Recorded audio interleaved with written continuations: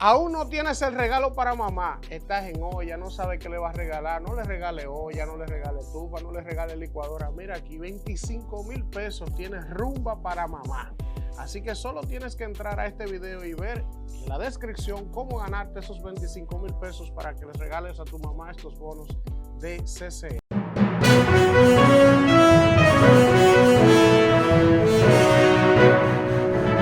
Bueno, regresamos en este rumbo de la mañana y continuamos con el análisis y la evaluación del proceso electoral del día de ayer, y vamos a conversar en el día de hoy con Rosario Espinal, politóloga, ustedes la conocen, experimentada, para conocer en líneas generales su opinión de lo que ocurrió en el día de ayer en el proceso electoral. Gracias, Rosario, por tomarnos la llamada. Saludos, sí, buenos días. Adelante, Rosario. ¿Cuál es su evaluación de lo acontecido en el día de ayer? Y si pudiéramos determinar, Rosario, que ha habido un ciclo que se cierra después de lo que pasó ayer. ¿Se va Danilo, se va Leonel, se va Miguel, se va Guillermo? Bueno, mira, lo que ocurrió ayer era predecible en gran parte y digamos que ya muestra o afirma una tendencia que ha sido característica del siglo XXI en la política dominicana. Y es lo siguiente: la división de los tres partidos grandes que estructuraron la política dominicana del post-trujillismo, el reformista, el PRD y luego ya el PLD, ha generado un sistema partidario que es de un partido dominante. El sistema no ha colapsado, el sistema de partidos no ha colapsado, a diferencia de lo que ha ocurrido en otros países, pero está operando con un partido dominante, que fue el PLD primero del 2004 al 2020, y luego en el 2020 hay un cambio hacia el PRM, y el PRM afirma en estas elecciones el dominio, o sea, su posición como el nuevo partido dominante que ha reemplazado al PLD. Entonces, eso es una tendencia. A veces los sistemas de partidos operan como bipartidismo, a veces como un tripartidismo, etcétera. En este caso, lo que tenemos es un partido dominante, PLD por 16 años y ahora PRM. ¿Cuánto va a durar? No lo sé, nadie lo sabe, pero sí es clarísimo que el sistema de partidos y por ende el sistema político dominicano está operando con un partido dominante. Una vez un partido llega al poder, si no se le presenta una crisis económica fuerte, tiende a permanecer en el poder porque administra un estado clientelar.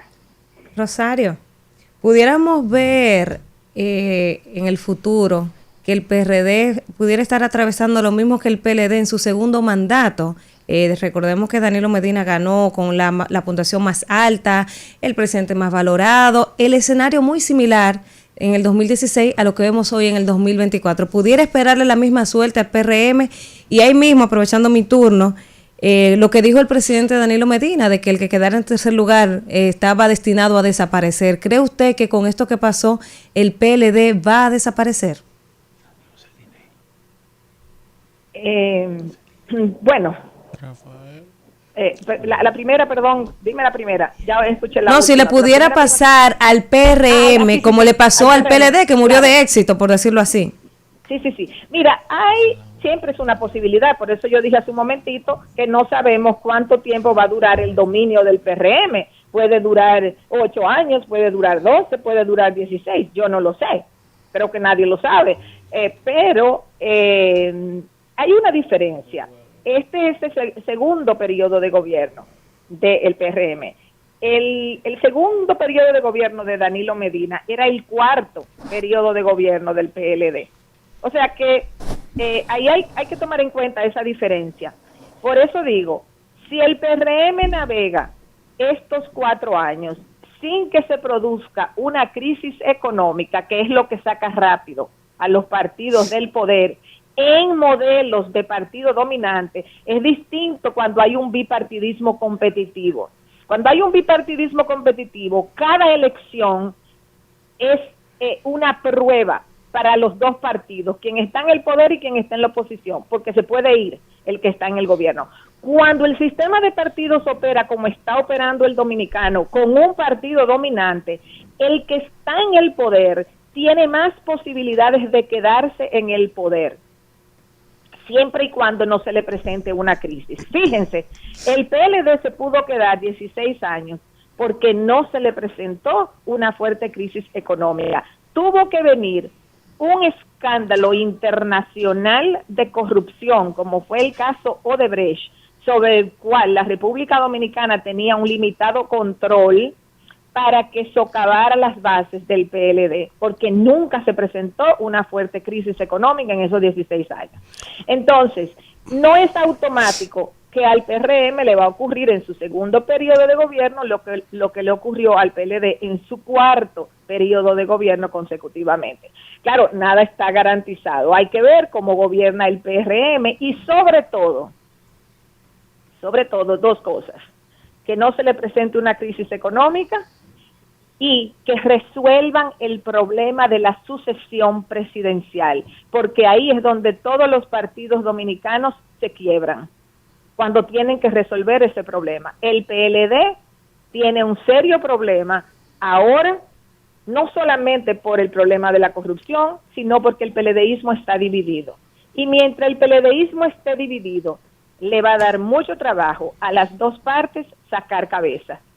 He dicho muchas veces en los últimos, después de las elecciones del 20, que entre el PLD y la Fuerza del Pueblo hay una lucha planteada y que hay que ver si uno derrota al otro. Ya yendo a la última parte de la pregunta que me hicieron, que si Danilo dijo que el que quedara en tercero desaparecía, bueno, pues puede ser que le pase a su propio partido, si eso es una regla infalible, de que el que quedaba en tercero va a desaparecer. Yo diría que ellos van a seguir luchando, o sea, ellos los dos, Fuerza del Pueblo y PLD, van a seguir luchando para no darse por vencida desde ya. La Fuerza del Pueblo, en términos presidenciales, ha salido mejor posicionado. Omar Fernández ha ganado la senaduría, eso le da un liderazgo, digamos, hasta cierto punto sustituto de Leonel. Una proyección. No sabemos si Leonel va a dejar de lado sus aspiraciones presidenciales para el 2028. Por lo tanto, decir que aquí se cierra un ciclo es un poco aventurado, porque sí, hace meses yo escribí un artículo de que el PRD iba camino a la historia del Partido Reformista, es decir, de ser irrelevante electoralmente, y creo que ya los datos están ahí. Entonces, Rosario, sí. Sí, Un placer, sí. Víctor Villanueva por acá. Dos contextos, quisiera tener sus impresiones. Yo me he quedado con el sinsabor de los métodos en el terreno utilizados por alguien que tenía todas las de ganar. Y quiero que usted me tipifique o me pondere si era necesario ser tan grotesco en el terreno, tanto en febrero como ayer, para garantizar un triunfo en primera vuelta del presidente Abinader.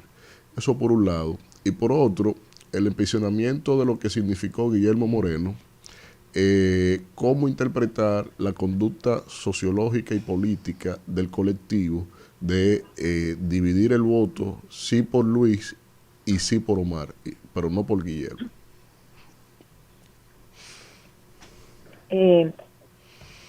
Bueno, mira, creo que en la estrategia del PRM estuvo en todo momento arrasar. Para el PRM era muy importante afirmar su posición de partido dominante, que no quedó totalmente afirmada en el 2020. Entonces, porque las elecciones del 2020 fueron unas elecciones de cambio de gobierno. Incluso el PLDismo, entre los errores, PLDismo incluyo PLD y Fuerza del Pueblo, entre los errores que ellos cometieron en este proceso electoral, sobre todo en la primera parte, fue asumir que el PRM no iba a dar pie con bola y que el PRM se iba rápido del poder. Pero bueno, ese es otro tema. Entonces, para el PRM era fundamental afirmarse con un alto porcentaje de votos como el nuevo partido dominante de la política dominicana. Y de ahí que hicieran lo que tuvieran que hacer para lograrlo. Y en cuanto a lo de Guillermo Moreno, bueno, hace 6 meses más o menos, en un programa en El Sol de la Mañana, yo hice unas declaraciones cuando el PRM estaba tratando de desmontar a Faride, pero todavía no lo había logrado, y sonaba a Guillermo como una posibilidad fuerte para el cargo. Yo dije en ese momento, es imperdonable lo que el PRM le está haciendo a Farideh Raful, y es un error garrafal del PRM llevar en el distrito la candidatura de Guillermo Moreno, porque Guillermo Moreno es un extra partido sin tradición de alianza ni de nada fuerte, aunque había hecho una alianza parcial en el 20, pero eran unas elecciones de cambio, pero no es una persona con una tradición en el PRMismo, y Farideh Raful es una persona que aglutina el voto PRMista y le agrega un poco más. Entonces, si la plaza del distrito es de más o menos 60% del PRM, lo lógico es que el PRM fuera con su candidata natural a competir por la senaduría. Intentaron desmontarla de la peor manera. En ese periodo en que la desmontaban, Omar Fernández utilizó ese espacio para posicionarse en términos publicitarios, comenzaron a aparecer muchas vallas, mientras el PRM desmontaba a Farideh. El PRM pensó que no importaba con quién fuera, podía ganar la plaza por lo fuerte que son ahora mismo en la capital. Pero no les resultó. ¿Por qué? Porque ha habido un voto castigo al PRM en estas elecciones de la senaduría de la capital. Yo creo que eso es evidente, de que ha habido un voto castigo un poco habrá que esperar, ver cómo se investiga la situación y demás. Los datos no siempre están precisos, pero yo sí pienso que ha habido un voto castigo por la forma burda en que el PRM desmontó a Farideh Raful de la candidatura del Distrito Nacional para la senaduría. Bueno, gracias Rosario por estar con nosotros y por tomarnos la llamada, compartir este análisis y nada. Seguiremos en lo adelante analizando los acontecimientos políticos y sociales en los días por venir. Muchas gracias. Adiós. Vamos a un contacto y regresamos.